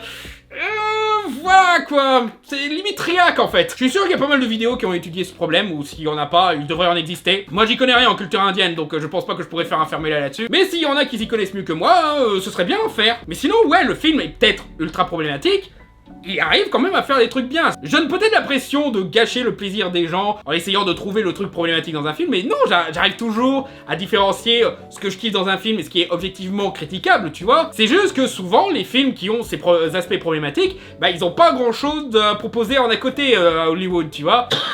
Mais si le film arrive à avoir d'autres qualités malgré son côté problématique, je le reconnaîtrais. Mais en état, voilà, je kiffe ce film, je vois pas passer les 3 heures, il est ultra créatif, ultra fun, il se torche complètement avec l'histoire, hein. C'est vraiment la thématique de ce top, hein, les films qui font n'importe quoi avec l'histoire, parce que, comment vous dire, de ce que j'ai compris, je peux me tromper sur les parallèles, hein, mais imaginez Danton et Robespierre, qui font de la comédie musicale, qui sont les super potes du monde, qui arrêtent pas de se faire des câlins et tout, et qu'à la fin, ils sont dans une scène d'action à la Matrix, où ils sont iconisés comme des Hercule ou des Achille, tu vois. Encore une fois, je peux me tromper sur les parallèles à l'histoire française et l'histoire indienne, mais voilà, ça pour vous dire à quel point ils font n'importe quoi avec l'histoire, mais que en même temps, justement, faites n'importe quoi, c'est cool ce que vous faites. Numéro 9, Decision to Live. Nouveau film de Park Chan-wook, qui est un film noir relativement classique, tu vois, c'est pratiquement le même scénario que Basic Instinct, mais avec la superbe mise en scène qu'on est en droit d'attendre de Park Chan-wook. Il y a même des moments de montage, etc. qui sont vraiment super bien trouvés. Il y a même certaines idées visuelles qui sont plutôt cool à voir. Et surtout, qui arrive à faire malgré tout une bonne romance entre le flic suspicieux et la femme fatale qui le manipule, voilà. Genre, t'as beau savoir que cette femme est dangereuse et tout, mais t'es quand même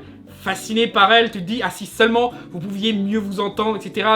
Et si toi t'étais pas marié, que t'étais pas un connard, oui, bon, un peu bref. Vraiment, il y a ce même soin de la psychologie des personnages que l'on pouvait voir dans Old Boy, dans Mademoiselle et tout. Et c'est tout simplement beau, voilà, ça a beau parler de sujets pas particulièrement glamour, mais que ce soit la mise en scène, la façon dont sont dirigés les acteurs et tout, la façon dont est écrit le film aussi. Il y a ce côté à la fois dark mais romantique, tu vois, il y a un petit peu cette même ambiguïté entre les deux qu'on peut retrouver dans un film comme Old Boy, quoi. C'est beaucoup moins violent que Old Boy, hein, je vous rassure là-dessus, c'est pas un film d'action, hein. Et c'est peut-être pas mon préféré du réalisateur, mais honnêtement, c'est parfaitement mené, hein. Après voilà, j'ai pas grand-chose d'autre à dire sur ce film parce que il y a vraiment cette pureté cinématographique où au bout d'un moment, je réfléchis même plus, je suis juste dedans, quoi. Je suis dans cette relation, je suis dans les rebondissements, je suis dans cette enquête et tout. Tu sais jamais si tu dois avoir peur ou si tu dois trouver ça beau et tout. C'est vraiment ultra maîtrisé. Le concept a beau être simple, encore une fois, c'est un film noir relativement classique, mais avec un réalisateur comme Park Chan-wook, l'exécution est quasi parfaite. Numéro 8, alors,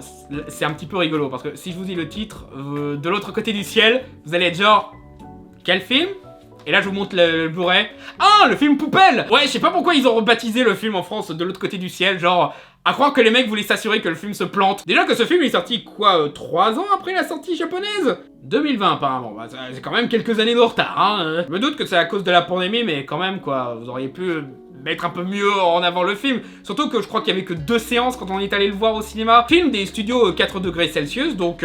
Comme vous en doutez, c'est un film avec beaucoup de style. C'est une image de synthèse, mais pas l'image de synthèse un petit peu trop lisse qu'on a dans pas mal de films d'animation japonais. Non, là, ils arrivent à garder une esthétique vraiment travaillée, très animée, avec des designs qui fait pas mal penser au Professeur Layton. Si vous êtes fan de steampunk, vous allez kiffer votre race avec ce film. Et en général, c'est juste beau, quoi. Il y a vraiment qu'un studio comme 4 degrés Celsius pour réussir à rendre beau un film sur un robot poubelle qui se réveille dans une ville ultra polluée et qui doivent combattre une dictature qui empêche les gens de découvrir le monde extérieur et tout, avec la voix de Philippe Catherine. Ah bon? Pour jouer poubelle? Ouais, je l'ai vu en VO, je sais pas ce que vaut la VF. Ouais, c'est vraiment un film sur ce besoin de remettre en question les acquis de la société pour essayer de découvrir plus que ce que les gens acceptent de savoir et tout. Il y a un bon commentaire social sur l'absurde du capitalisme. C'est vraiment un super film. Franchement, je sais que petit à petit, l'animation japonaise commence à se mettre à l'animation en image de synthèse. J'espère bien qu'ils vont continuer dans cette direction-là, parce que c'est vraiment un super style. C'est touchant, bon, il y a quelques clichés un petit peu chiants, genre le malentendu et tout, mais voilà, tu l'acceptes. Les personnages sont marquants et attachants et tout. Y a rien d'autre à dire, c'est un très beau film pour enfants. Numéro 7, le film qui s'est le plus planté au box-office, apparemment. Plus que Morbius, même. 3 millions à t'attendre.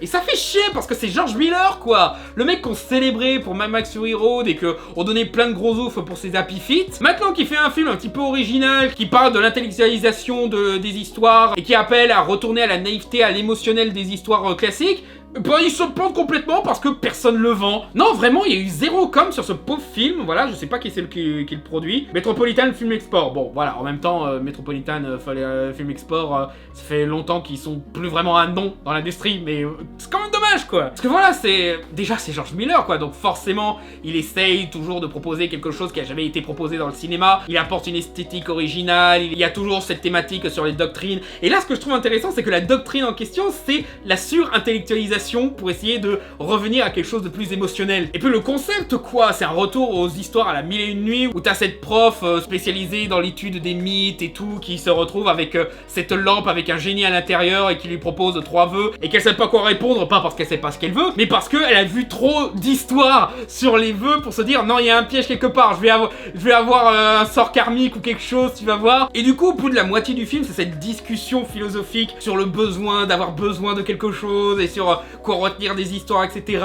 Et parce que c'est très mille et une nuits, bah il le fait en racontant des histoires, en racontant son expérience, en faisant un échange. Ce qui amène un petit peu à ce retour de la pureté d'histoire où, voilà quoi, les histoires c'est ça, c'est partager une vision du monde. Et même les histoires qu'il essaye de raconter, la prof elle essaye de les intellectualiser d'une façon, et puis le génie essaye de les expliquer d'une autre, etc. Et même quand elle finit par faire un vœu, voilà, pour finalement vouloir, elle essaye et elle finit par vivre un petit peu son histoire à elle. Tu vois, il y a des bons et des mauvais côtés dans son histoire, mais finalement c'est son histoire, c'est à elle. Elle arrive à vivre en vivant son histoire. Et c'est vraiment fascinant, ça montre que vraiment le fait d'essayer de toujours rationaliser, c'est surtout une façon d'essayer de se rassurer parce qu'on a peur de ce que pourrait nous arriver, on a peur des émotions. C'est vraiment une réflexion fascinante sur la conception des histoires, quoi. Et puis en général, voilà, c'est magnifique, hein, voilà, c'est pas une esthétique qu'on a l'habitude de voir chez George Miller, mais il arrive quand même à proposer de belles images, à être créatif, même quelquefois être dégueulasse, mais même quand il est dégueulasse, tu vois, il y a une recherche visuelle, quoi. Quelquefois il est naïf, quelquefois il est cruel, tu vois, c'est un mélange de tout qui fait que... bah, il y a tout à aimer dans ce film, quoi. Qui rend encore plus dommage le fait qu'il se plante au box-office, alors que s'il était bien vendu, je suis sûr qu'il aurait bien marché. Parce que il y a beaucoup de crétins qui essayent de faire croire que l'échec au box-office, ça prouve quelque chose sur la qualité d'un film. Pas forcément, en fait. L'échec d'un film au box-office est surtout une question de marketing, tu vois. Le marketing, il peut te faire vendre le pire film possible, il marchera quand même, hein. On est dans un monde où des films comme Epic Movie ont réussi à bien marcher au box-office, comme quoi, hein. Et de l'autre côté, d'excellents films comme celui-là, bah, se plantent. Parce que le problème, c'est le marketing, c'est jamais la qualité du film. Mais j'espère qu'il arrivera quand même à trouver son culte, tu vois, parce que un film qui se plante au box-office, ça veut pas forcément dire qu'il sera oublié. Ça arrive plus souvent qu'on ne le croit qu'un film qui s'est planté finit par devenir très populaire auprès de certains fans, que ce soit les fans de George Miller, les fans d'Histoire à la mille et une nuits ou quoi. Voilà, il finira par trouver son public, et quand ça arrivera, bah, ce sera très chouette. Numéro 6, Glass Onion. Voilà, déjà j'avais beaucoup aimé À couteau tiré et... je sais pas encore si je le préfère à couteau tiré cette suite, mais en tout cas il est tout aussi excellent. Alors, je sais qu'il y en a beaucoup qui détestent Rian Johnson parce que oh il le trouve prétentieux, à essayer de se croire plus intelligent que les autres, à essayer de détourner les clichés et tout, et je trouve ça assez marrant dans ce film-là parce que littéralement le titre du film, l'oignon de verre. La métaphore, elle est expliquée à plusieurs reprises dans le film. C'est un truc qui a l'air complexe parce qu'il y a des couches, etc. Voilà. Je me suis retenu de citer Shrek là en voyant ce film quand il parle d'oignon, quoi. Et qui a l'air très difficile à comprendre et qui en réalité est très clair, t'arrives à voir au travers et du coup t'arrives à voir son centre, t'arrives à comprendre son sens. Et justement tout le film c'est, on essaye de faire croire que quelque chose est complexe mais en fait c'est ultra simple. Et du coup c'est marrant de voir tous ces critiques qui reprochent à Rian Johnson de se croire trop intelligent alors qu'en fait il est pas si malin que ça, alors que tout le film, c'est ça, justement. Justement, montrer que les choses complexes sont relativement simples. C'est dingue, ça. Ils sont arrivés au point où, ça y est, ils ont enfin compris le propos de Rian Johnson dans un de ses films, mais ils ont pas compris que c'était un truc volontaire. Ils essayent encore d'en faire un truc, voilà, c'est la preuve que ce réalisateur est nul. Et c'est là que cette enquête est vraiment malin, parce que justement, dans les enquêtes à la Agatha Christie, où t'essayes de toujours essayer de deviner qui ça pourrait être, tu te dis, ah, la première personne ultra évidente, c'est forcément pas lui, parce que ce serait trop facile. Et justement, tout le film, il arrête pas de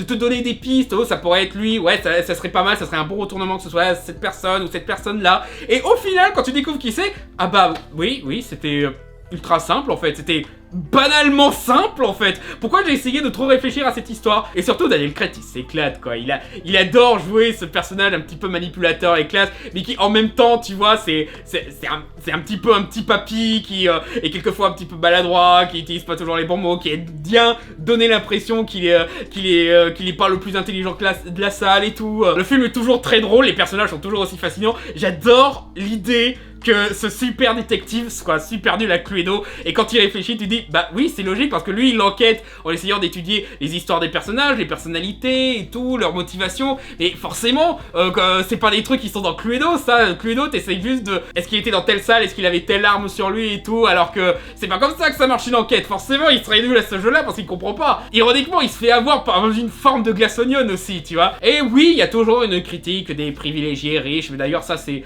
un truc très rigolo, c'est que tout le monde peut voir sans souci un parallèle avec Elon Musk en ce qui concerne certains personnages, mais quand t'écoutes Rian Johnson, il dit non, c'était pas volontaire.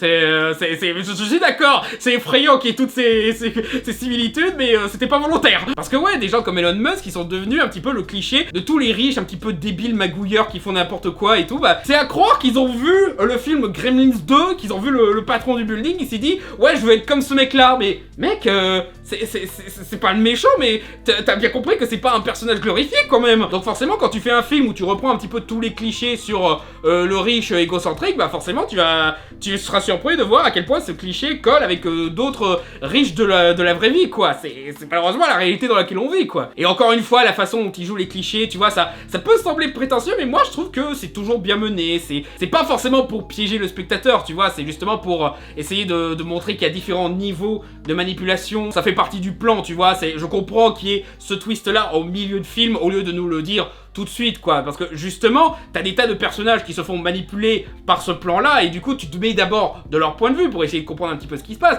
puis après tu as ce twist qui arrive dans le moment où on révèle un petit peu toute la supercherie. Donc du coup tu vois il y a une logique émotionnelle et narrative dans le fait d'en faire un twist de la révélation du plan. C'est jamais gratuit ce que j'essaie d'expliquer, il y a toujours une logique derrière. Et puis j'adore la scène où il explique un petit peu comment le tueur a fait ce qu'il a fait, et que Daniel Craig, au lieu d'être fasciné par à quel point il a été malin et vicieux et tout, là il est juste genre mais vous êtes con en fait, vous avez fait ça, mais vous êtes débile. Il y a ce moment magnifique où il commente une des méthodes du tueur. Je vais pas vous spoiler le film non plus, hein. Mais il y a un moment où il dit putain mais c'est tellement con, et t'as un autre personnage qui dit c'est tellement con que c'en est brillant, et Daniel Craig il s'énerve genre comme si on avait insulté ses ancêtres ou quoi que ce soit, qui fait non c'est juste con. Donc voilà, c'est fun, c'est bien mené, la mise en scène elle est plutôt bien menée, malgré le fait que voilà on pourrait croire que Netflix donnerait un petit peu moins de moyens en termes de production design, mais finalement il arrive à faire avec ça. Les acteurs ils s'éclatent tous à jouer ces personnages cyniques et détestables comme il faut. Non vraiment au bout d'un moment les gens qui veulent absolument défoncer ce film, j'ai vraiment l'impression passez à autre chose les gens. Star Wars Blade c'était il y a longtemps, d'accord vous aimez pas le film, mais là ça devient n'importe quoi. Vous avez pas massacré tous les films du réalisateur juste parce qu'il a fait un Star Wars que vous aimez pas quoi, merde. Et n'essayez même pas d'essayer de le faire passer pour quelqu'un de prétentieux qui fait un truc faussement intelligent, parce que justement toute la thématique c'est sur les trucs qui semblent intelligents mais qui ne le sont pas vraiment quoi. C'est quand même ironique, la solution était dans le titre, vous êtes quand même passé à côté quoi. Comme quoi peut-être qu'il a raison de se croire plus intelligent que vous, c'est juste que vous savez pas à quel point vous avez l'air bête en disant ça. Numéro 5, Pinocchio de Guillermo del Toro. Je précise parce que il y a eu d'autres films Pinocchio qui sont clairement pas faits pour être dans le top. Déjà, Guillermo del Toro qui fait un film d'animation en stop motion, c'est le rêve. Voilà, donc qu'il le fasse sur Pinocchio, sur un autre compte, une autre licence, il pouvait même le faire sur Paw Patrol s'il veut, j'aurais été dedans quoi. D'ailleurs c'est un style d'animation qui, j'arrive pas à croire qu'on n'y avait pas pensé avant pour Pinocchio, on essaye toujours de faire un film au live, un film en animation traditionnelle, un film en image de synthèse, et c'est un peu maintenant qu'on se rend compte, hey, si on utilisait des marionnettes pour faire un film sur cette marionnette. Et non seulement c'est approprié, non seulement c'est ultra joli, hein, déjà je pense que malgré tout le respect que j'ai pour l'animation traditionnelle et l'animation en image de synthèse, je pense que c'est la stop motion mon style d'animation préféré. Que le simple fait de réfléchir à comment ils ont dû travailler chaque plan, chaque animation, chaque petit mouvement et tout, c'est toujours impressionnant. Il y a beaucoup de travail aussi dans l'animation traditionnelle et l'image de synthèse, bien sûr, mais dans la stop motion, vraiment, je me dis, t'as pas de base, quoi, t'as pas un dessin d'origine, t'as pas un truc à calculer, là, tu fais tout à la main, quoi. Et le fait qu'ils arrivent toujours à faire cette animation fluide avec ces superbes plans, c'est les moments où la caméra bouge, ça doit être une galère à faire en stop motion, et à chaque fois ça rend toujours super bien quoi, je me demande toujours comment ils font. Mais en plus, ça sert le propos parce que grosso modo, il a fait une adaptation de Pinocchio où Del Toro il pose la question: qui est la vraie marionnette dans l'histoire? Parce que la grosse liberté qu'il a fait sur ce film, c'est que ça se passe pas à la même époque que le bouquin d'origine, non, ça se passe durant l'Italie fasciste. Durant la Seconde Guerre mondiale. Oh là là, on a rendu politique Pinocchio, blablabla. Et du coup, il utilise vraiment le personnage de Pinocchio pour vraiment commenter sur le fait que, voilà, c'est une société qui a vraiment été transformée en pantin. Voilà, on a le pantin de bois qui n'a pas de ficelle, qui commente sur le fait que vous vous faites manipuler comme des pantins, quoi. Mais aussi, t'as cette confrontation entre l'art, voilà, parce que ça se concentre pas mal sur la période où Pinocchio, il est dans le spectacle de marionnettes, pas de Stromboli, mais le personnage du renard, j'ai oublié le nom. Dans le film Disney, il s'appelle Grand Coquin, mais je crois qu'il s'appelle pas comme ça dans le film. Mais voilà, ça se concentre pas mal sur ça, sur le fait qu'il doit un petit peu vendre de sa personne pour pouvoir envoyer de l'argent à son père et tout, et le fait qu'il doit se conformer à ce que veut l'état fasciste, quoi. Ce à quoi Pinocchio, il répond en se rébellant un petit peu, en faisant des gros mots et tout. Je veux dire, même la façon dont ils utilisent le mensonge. Voilà, Pinocchio, c'est un classique pour essayer de dire « Oh, mentir, c'est pas bien !» Mais dans ce film-là, ça te montre que, ouais, c'est pas bien de mentir sur certaines choses, mais sur d'autres trucs, la transgression, le mensonge, c'est nécessaire, tu vois, surtout quand t'es confronté à un truc comme le fascisme, quoi. Je veux dire, rien que le fait que l'île au plaisir soit remplacée par une école de jeunesse pour les troupes fascistes, c'est genre, waouh, c'est une super bonne idée, ça colle bien, ça va avec le fait que on essaye d'appeler au mauvais côté des enfants, et le fait que, bah oui, c'est un endroit où on transforme les enfants en ânes, pourquoi on en a pas eu l'idée avant, quoi. Mais aussi, l'autre truc que je trouve vraiment fascinant, c'est déjà, tout le côté mythologique qu'il fait autour de Pinocchio, parce que forcément Del Toro, il voulait faire Seigneur des Anneaux, il a fait Hellboy et tout, mais du coup il a pas pu résister d'essayer de créer cette mythologie en montrant des dieux et des autres mondes dans lesquels fait partie Pinocchio et tout. Il y a des moments où Pinocchio meurt et il se retrouve face à une déesse de la mort qui lui explique chaque fois que tu viendras tu devras rester tant et tout. Voilà, il arrive à vraiment créer cet univers intéressant, mais surtout ce que je trouve fascinant c'est que Pinocchio est Del Toro.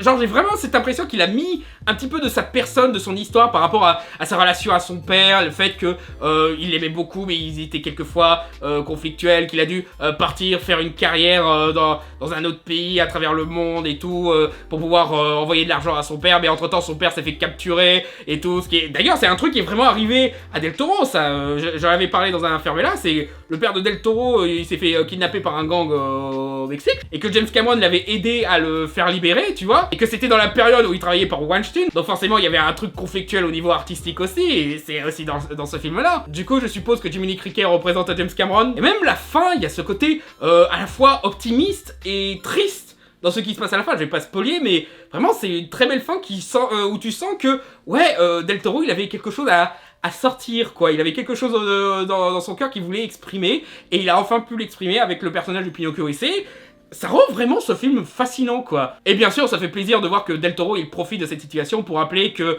non, l'animation, c'est pas un genre, c'est juste un outil, ça fait partie du cinéma. Faut arrêter de rabaisser l'animation comme si c'était pas un truc digne dans le cinéma. Non, c'est du cinéma tout court, voilà. Même si Netflix l'a toujours pas compris, lui-même, hein, ils ont beau produire le film, ils comprennent pas ce que dit Del Toro, hein. Et vraiment, c'est une bonne démonstration de ce que l'animation peut faire, quoi. On peut parler de choses un peu plus sérieuses, on peut parler de trucs plus personnels, et le tout en étant tout public, là. Je veux dire, j'ai beau réfléchir, je pense c'est à débattre, mais je pense qu'on peut montrer ce film à un gosse, hein. Il va avoir peur, il y a des trucs qu'il va pas forcément comprendre et tout, mais il sera quand même dedans, il comprendra le personnage de Pinocchio, il comprendra un petit peu sa relation avec Geppetto, et il sera à la fois triste, joyeux, effrayé et tout, que des trucs qui faisaient la grandeur de certains films de Don Bluth ou d'autres films d'animation de l'époque. C'est juste que Del Toro, il prend pas son public de haut, quoi. Il fait un film d'animation et peut-être qu'il adapte un conte, mais il essaye quand même de raconter un truc un petit peu mature. Et il le fait pas de façon un petit peu prétentieuse, en essayant de renier son concept de conte pour enfants ou quoi. Non, il reste dans la forme de conte pour enfants, c'est juste que il parle de choses un petit peu sérieuses, il le fait bien en plus. En fait, j'ai beau réfléchir, mais je crois que c'est mon Pinocchio préféré, tu vois. Le film Disney, il est excellent, hein, mais Del Toro est juste un petit peu au-dessus, tu vois. Numéro 4, alors je sais que c'est un film que beaucoup demandaient mon avis là-dessus, mais... The Batman. Oui, j'ai kiffé The Batman.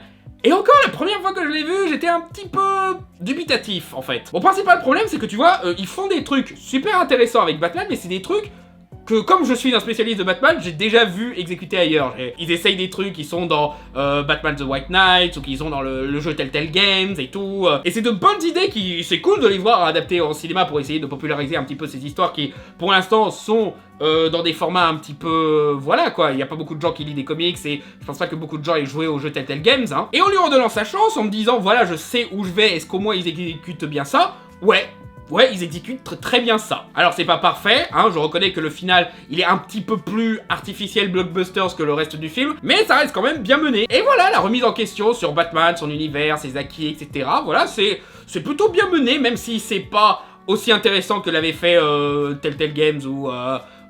la bande dessinée White Knight, bien sûr, mais c'est quand même très bien mené, je trouve. Et est-ce que j'ai besoin de dire que Robert Pattinson était excellent dans le rôle? Il y avait que les cons qui le connaissaient que pour Twilight qui pouvaient douter de lui, hein, parce que même dans des films pas ouf, comme Cosmopolis, tu pouvais voir que, ouais, il a quelque chose pour faire un bon Bruce Wayne ou un bon Batman. Bon, il joue plus Batman que Bruce Wayne, mais c'est justifié dans l'histoire, voilà. Les autres personnages aussi sont fascinants, je reviens toujours pas, le pingouin c'est Colin Farrell, quoi.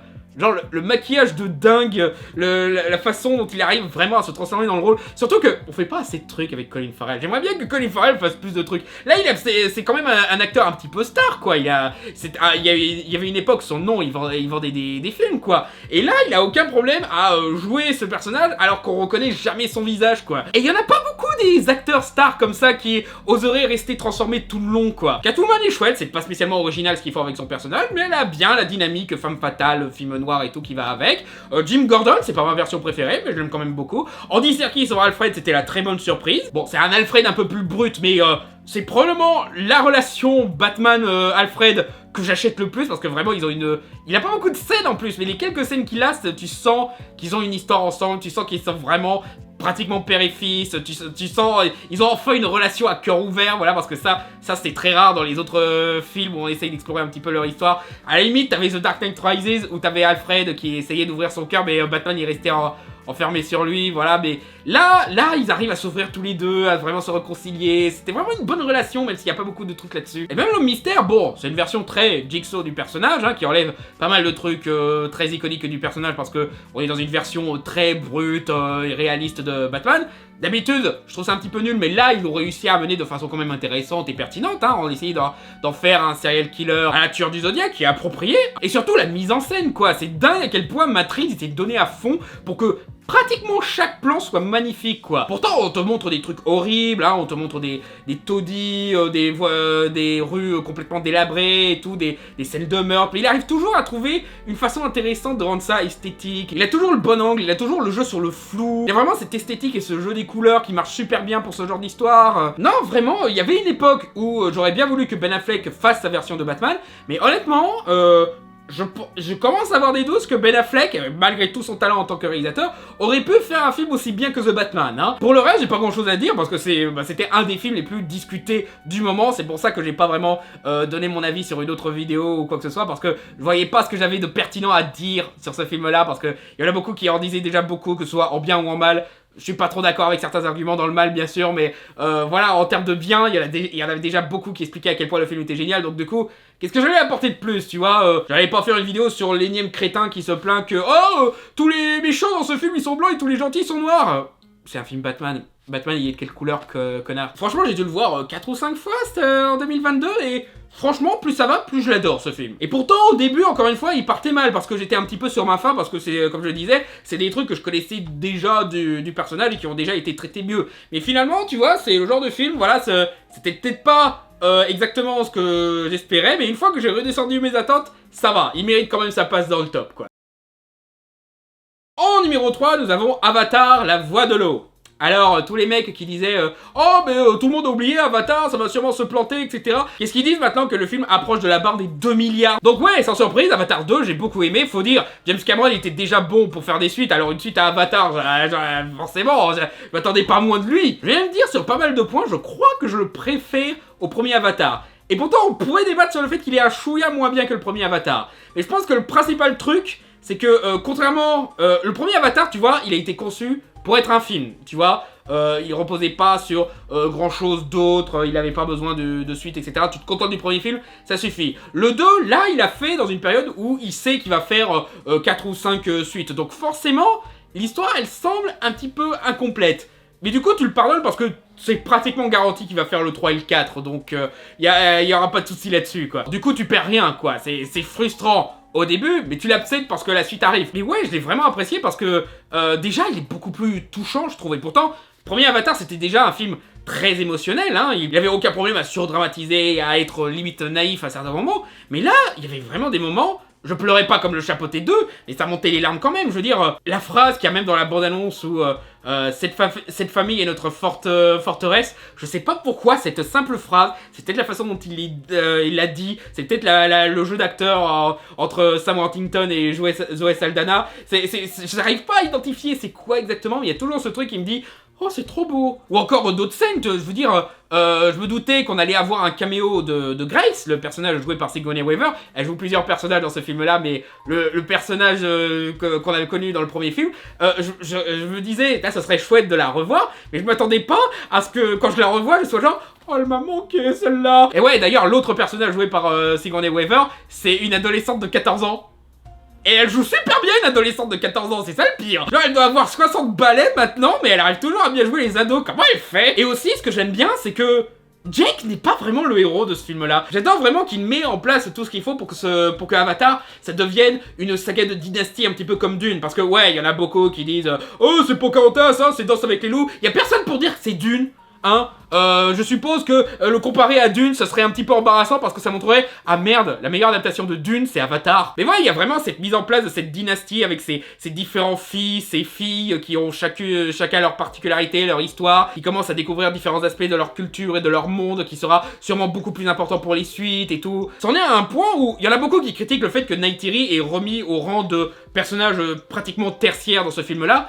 En disant oh là là, forcément ça se concentre surtout sur les mecs, mais même Jake, il est relégué au rôle de personnage secondaire. Si je devais choisir un héros pour ce film, bah, ce serait soit Kiri, l'adolescente jouée par Sigourney Weaver, ou le fils de Jake, qui est plutôt le fils de Jake, parce qu'il a un peu plus de scènes et il a un peu plus de choix. Mais voilà, c'est pas vraiment un guerrier héroïque ou quoi que ce soit, non, c'est un jeune homme qui est très émotif, qui veut vraiment aider les personnes à qui il tient, et qui veut sauver cette baleine. D'ailleurs, est-ce qu'on est d'accord pour dire que le meilleur personnage de ce film, c'est la baleine? Voilà, il a vraiment une backstory super cool, tu sens qu'il a un petit peu son caractère et tout, j'adore. Il y a une scène où il voit qu'il a ses potes Na'vi qui sont retenus prisonniers par les humains, et t'as ce moment où tu vois qu'il se prépare à aller les aider, mais genre, il commence à se secouer, à se taper la tête contre la terre et tout, et tu sens qu'il est en train de se dire, bon allez, vas-y, tu vas les sauver, il te donne un petit peu la confiance, quoi, c'est assez marrant, pourtant c'est une baleine, quoi. Tout ce que t'as pour exprimer ses émotions, c'est les bruits, ses mouvements et son œil, quoi. Il a pas de dialogue, il a pas d'expression faciale ou quoi que ce soit, mais pourtant il arrive à quand même lui donner une vraie personnalité, quoi. Et ouais, parlons de la baleine, il y en a beaucoup qui parlent du fait que oh là là, ce film c'est S'envoler baleine. Alors, où est le mal? Je m'excuse, mais c'est important, hein, comme cause, c'est normal de traiter de ça, c'est normal de faire des parallèles là-dessus, et surtout, bah, c'est une thématique qui vient un petit peu dans le troisième acte, quoi, tu vois, c'est pas vraiment le sujet principal du film. Le sujet principal, c'est l'échange, c'est la relation entre les peuples, c'est la relation entre les enfants et les parents et tout.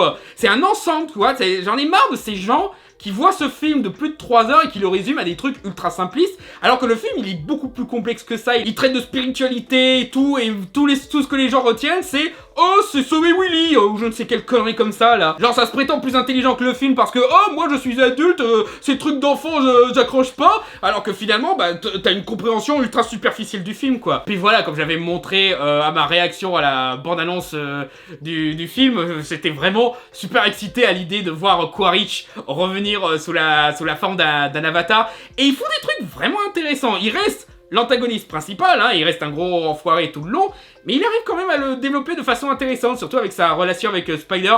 Personnage que je comprends pas pourquoi il y en a certains qui le détestent, parce que moi je retrouve un petit peu ce côté un petit peu enfant turbulent qu'il y avait avec John Connor, mais aussi cette naïveté, tu vois, parce que John Connor, c'était aussi le gamin qui apprenait à un Terminator à ne pas tuer, quoi. Il y en a qui disent « Oh, mais il se fait avoir trop facilement par Quaritch, il provoque la merde et tout », mais j'ai envie de dire...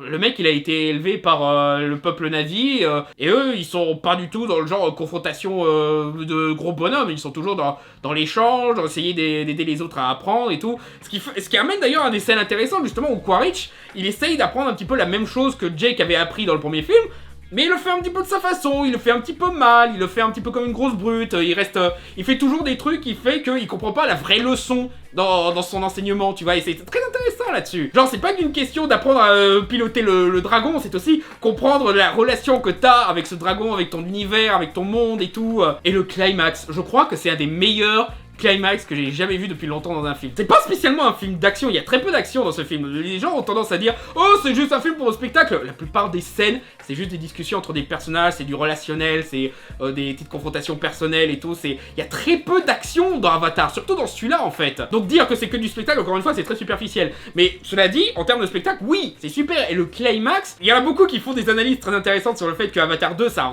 recentre tout ce qui compose le cinéma de James Cameron, et je trouve que c'est totalement vrai pour ce qui est du climax, parce que le climax, déjà, il y a un petit côté spectacle généreux et rigolo qu'on pouvait avoir dans Avatar, mais aussi dans True Lies, hein, je vois un petit peu de True Lies et la scène du pont dans certains moments. Genre, il y avait vraiment des morts où je rigolais, quoi, tant c'était fun. Mais à un moment, ça commence à évoluer en une confrontation à la Terminator, hein, quelque chose d'un peu plus brutal, un peu plus douloureux et tout. Et puis, là, James Cameron, il s'est rendu compte, attends, ça se passe sur un bateau ultra endommagé, du coup, faut que je fasse couler le bateau, et là, du coup, ça devient Titanic. Et là, du coup, il se retrouve enfermé dans l'eau avec ces créatures liées à cette espèce de déesse, et du coup, il te fait un final à la Abyss, et c'est super quoi, les différentes couches de ce climax le rend vraiment fascinant. La façon dont ça évolue, dont ça devient de plus en plus personnel, douloureux et compliqué. À la base c'était une confrontation entre deux camps, à la fin ça devient un film de survie quoi. J'ai beaucoup plus de trucs à dire sur Avatar parce qu'il y a tellement de trucs super dans ce film, mais voilà, le fait qu'il s'est retrouvé en 3ème place ça montre bien à quel point, non, James Cameron il m'a pas déçu sur ce point,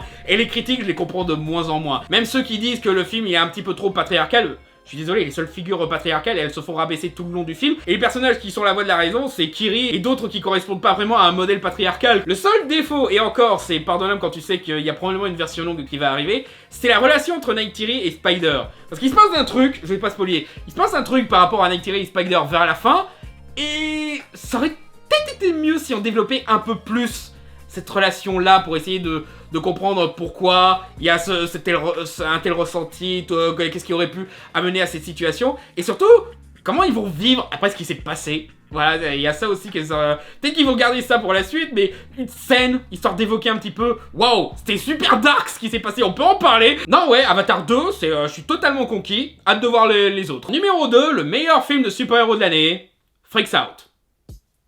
Prends ça dans ta gueule, Marvel.